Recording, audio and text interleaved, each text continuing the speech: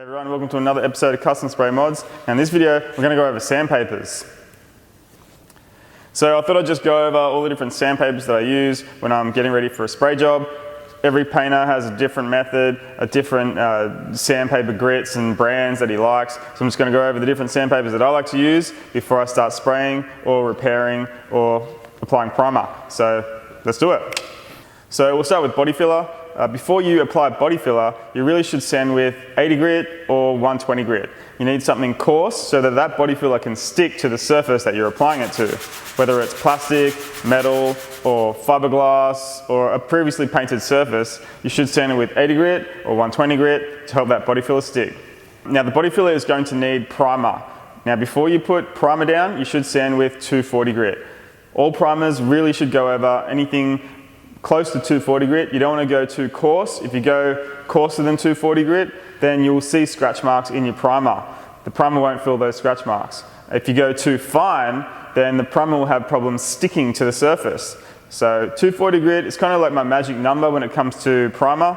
So I'll sand with 240 grit and then put primer straight over that. Now you don't want to go straight from 80 grit up to 240 grit. It's too big a gap. So the 240 grit sandpaper won't get rid of those 80 grit scratch marks. So you want to sand with a sandpaper that's in between the two, something like 150 grit, and work your way up to the grit that you need before you put your paint over it.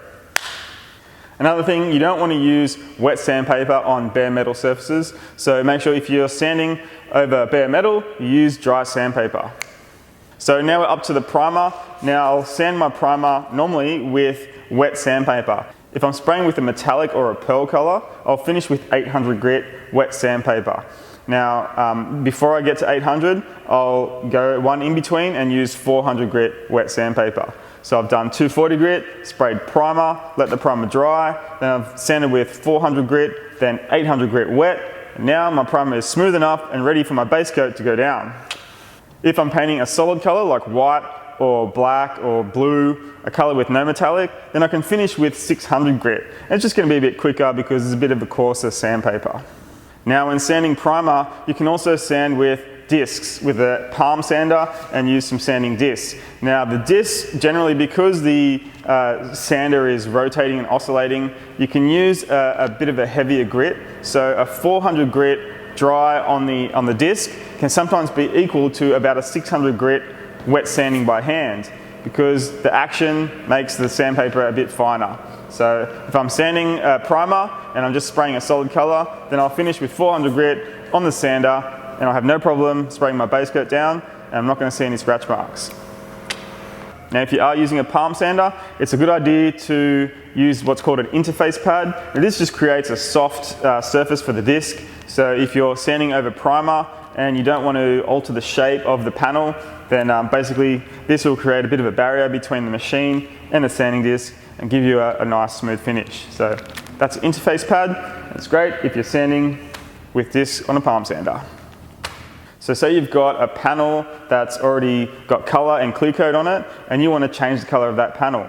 Well then you want to use something like 800 grit, sand it down, make sure there is no shine left in the panel, and then you can spray your color and clear straight over that. Obviously it's better to put primer, but yeah, if you want to just do a quick color change, 800 grit is great for recoloring a surface.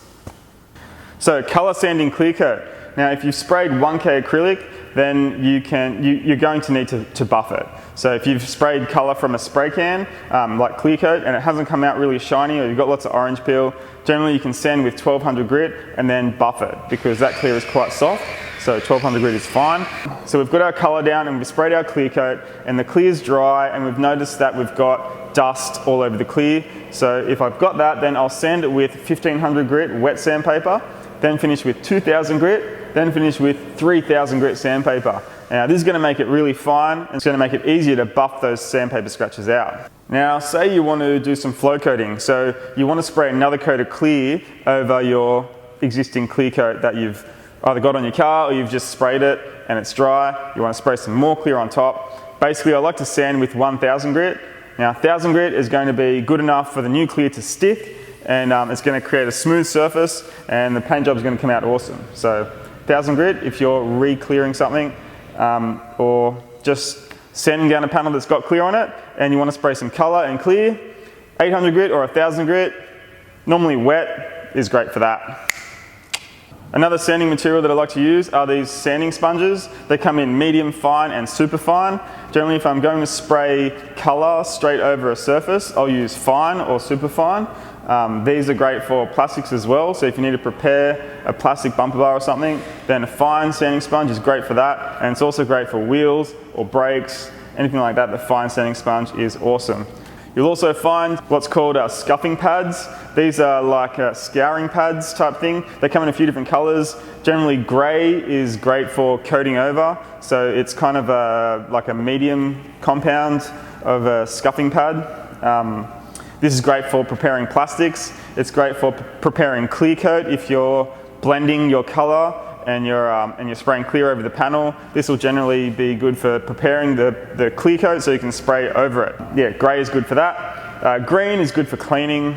It's a little bit coarser, and the red is generally a bit more coarser than that as well, just for cleaning and preparing before primer or anything like that. And they're scuffing pads. They're really cool. So basically, to review, you want to make sure you choose the correct sandpaper that's not going to show scratch marks in your final finish. So if you start with 80 grit, don't just go straight up to 240 grit. Make sure you step up the grits till you get to the right grit you want before you're spraying something over it. Because that's the worst thing. When you finish your spray job, you don't want to see scratch marks in the final finish. So these are the sandpapers that I like to use. There's thousands of different products out there. There's heaps that I haven't touched on, and I mean, a lot of them you may not ever use because probably be used in a body shop environment and with special machines.